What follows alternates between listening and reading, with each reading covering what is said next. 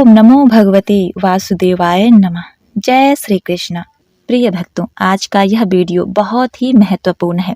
आज के वीडियो में हम बताएंगे कि तुलसी विवाह किस दिन है और शुभ मुहूर्त क्या है, किस मुहूर्त में तुलसी विवाह करना चाहिए, तुलसी विवाह की सरल विधि, सामग्री तथा तुलसी विवाह करने के क्या क्या लाभ होते हैं। और सबसे महत्वपूर्ण बात कि तुलसी विवाह 23 तारीख को है या 24 को है, एकादशी कब मनाई जाएगी, 23 को है या 24 को है। इसको लेकर बहुत से लोगों में कई तरह की धारणाएं उपज रही हैं। इसका समाधान हम इस वीडियो में करेंगे कि आखिर तुलसी विवाह हमें किस दिन करना चाहिए, सही तिथि और मुहूर्त क्या है। तो चलिए आइए शुरू करते हैं आज की वीडियो। अगर हम एकादशी तिथि की बात करें तो 22 नवंबर बुधवार को रात को 11:05 से एकादशी तिथि आरंभ हो रही है, जो 23 तारीख गुरुवार रात 9 बजे तक रहेगी। अर्थात 23 तारीख को संपूर्ण रूप से एकादशी तिथि पड़ रही है। उदया तिथि के हिसाब से देव उठनी एकादशी का जो व्रत होगा, एकादशी तिथि जो मनाई जाएगी वह 23 तारीख गुरुवार को ही मनाई जाएगी। अब बात आती है कि तुलसी विवाह कब करें। तुलसी विवाह की बात करें तो इसमें बहुत सारी असमंजस की स्थिति बन रही है कि आखिर तुलसी विवाह कब करें। तो यहाँ पर हम आपके सारे शंकाओं को दूर कर देते हैं। जो लोग गृहस्थ जीवन जी रहे हैं उनके लिए 23 तारीख को ही यह व्रत करना तथा तुलसी विवाह करना अति उत्तम माना जाएगा। इस दिन एकादशी का व्रत भी है और तुलसी विवाह आप कर सकते हैं। इसी दिन भगवान विष्णु योग निद्रा से बाहर आते हैं। योग निद्रा से बाहर आने के बाद आप शाम के समय गोधूली बेला में तुलसी विवाह कर सकते हैं। देव उठनी एकादशी पर रवि योग का निर्माण हो रहा है। यह योग प्रातः काल 6:50 से लेकर संध्या काल 5:16 तक रहेगा। इस दौरान आप तुलसी विवाह कर सकते हैं। और रही बात 24 तारीख को, तो 24 तारीख को भी तुलसी विवाह किया जाएगा। 24 तारीख को सन्यासी लोग ही तुलसी विवाह कर सकते हैं। अगर किसी के बस में है, अगर कोई व्यक्ति सक्षम है तो 23 तारीख को देव उठनी एकादशी का व्रत करें और 24 को तुलसी विवाह करें। अगर सक्षम नहीं है, गृहस्थ हैं, तो वे लोग 23 तारीख को ही देव उठनी एकादशी का व्रत भी करें और उस दिन भगवान विष्णु शालिग्राम जी के साथ तुलसी माता का विवाह भी करें। प्रिय भक्तों, कई बार तिथियों की गणना के आधार पर एकादशी के दिन ही तुलसी विवाह का संयोग बन जाता है। द्वादशी को सूर्यास्त के बाद भगवान विष्णु के शालिग्राम रूप से तुलसी का विवाह कराया जाता है। मान्यता है कि तुलसी विवाह से विवाह में आ रही अड़चनें दूर हो जाती हैं। यदि जो व्यक्ति 24 तारीख को तुलसी विवाह करने में सक्षम है, वे लोग तुलसी विवाह का आयोजन प्रदोष काल में ही करेंगे। इस बार 24 तारीख को तुलसी विवाह के दिन प्रदोष काल का समय तुलसी विवाह का मुहूर्त 5:25 के बाद शुरू होगा। इस साल तुलसी विवाह के दिन 3 योग बन रहे हैं।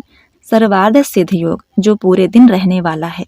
अमृत सिद्ध योग सुबह 6:51 से शाम 4:01 तक रहेगा। सिद्ध योग प्रातः काल से सुबह 9:05 तक रहेगा।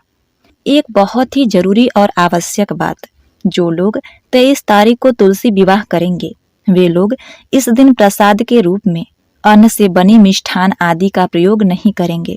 वे लोग सिर्फ फल फूल खोवे मेवे से बने मिष्ठान ही प्रसाद के रूप में चढ़ाएंगे, क्योंकि इस दिन देव उठनी एकादशी है और एकादशी को भगवान विष्णु तुलसी को अन्न चढ़ाना पाप होता है।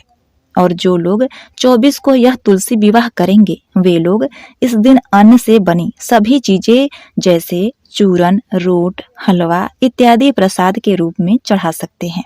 तो इस बात का आप खास ख्याल रखें कि 23 तारीख को जो तुलसी विवाह करेंगे उन्हें अन्न के रूप में प्रसाद नहीं चढ़ाना है। जो 24 तारीख को तुलसी विवाह करेंगे वे लोग अन्न से बनी सभी चीजें, सभी प्रसाद चढ़ा सकते हैं।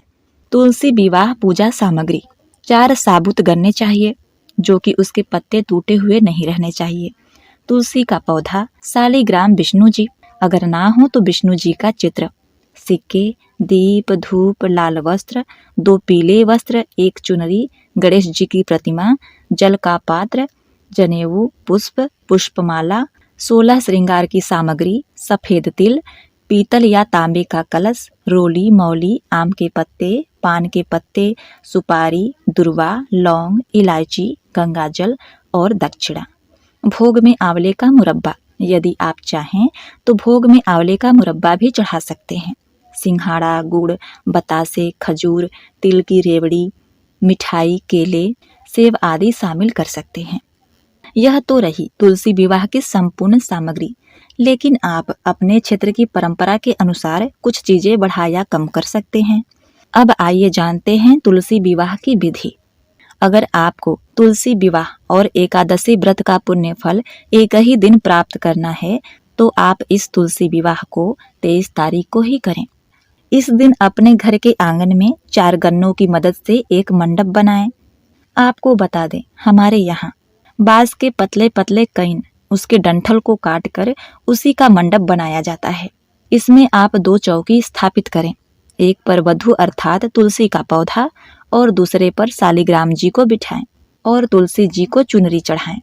एक रंगोली बनाकर चौके भी स्थापित करें। इस पर सफेद तेल का आसन देते हुए भगवान विष्णु का चित्र या फिर शालिग्राम जी को स्थापित करें। अब प्रथम पूजनीय गणेश जी को भी चौकी पर तिल का आसन देते हुए स्थापित कर दें। तांबे या पीतल का कलश लें, उसके अंदर गंगा जल, शुद्ध जल, हल्दी, सुपारी, सिक्का, तिल, रोली डाल दें। अब दुर्वा से सभी प्रतिमाओं, कलश और तुलसी जी पर पुष्प से शुद्ध जल का छिड़काव करें। आप गणेश जी और भगवान विष्णु को चंदन से तिलक करें और तुलसी माता को सिंदूर से तिलक करें। तिलक करने के बाद आप अपनी क्षमता अनुसार 1 या 5 दीपक प्रज्वलित कर लें। और हाँ, सबसे पहले गणेश जी को दुर्वा, पुष्प, तिल, जनेऊ और मौली अर्पित कर दें। इसके बाद भगवान विष्णु को भी जनेऊ, पीले फूल और मौली अर्पित करें। अब तुलसी माता को भी पुष्प और मौली अर्पित करें।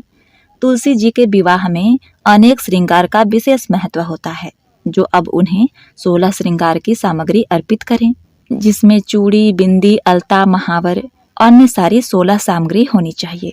अब वरमाला के लिए 2 पुष्प की मालाएं ले। पहले विष्णु जी को माला स्पर्श कराएं और उसे तुलसी माता को पहना दें और फिर तुलसी माता पर माला को स्पर्श करवाकर भगवान विष्णु को पहना दें। इसके बाद गठबंधन किया जाएगा।